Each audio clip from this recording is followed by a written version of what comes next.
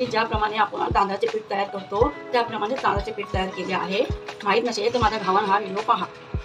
हिरवी मिरची, कांदा, शिमला मिरची, गाजर, पीठ, चवीप्रमाणे मीठ चांगले मिक्स करून घ्यायचे आहे।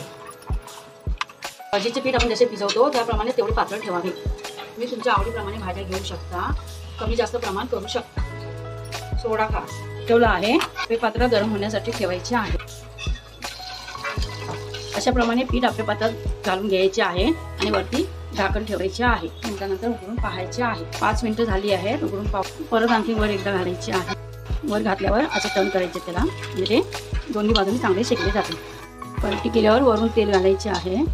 2 मिनिटांसाठी झाकून ठेवायचे आहे। इथे झाली आहे। वा, गुलाबी कलरवर दोन्ही बाजूने शेकून घ्यायचे आहे। थोडे थोडे पीठ घालून पलटी केल्यामुळे छान दोन्ही बाजूनी गोल आकार आला आहे।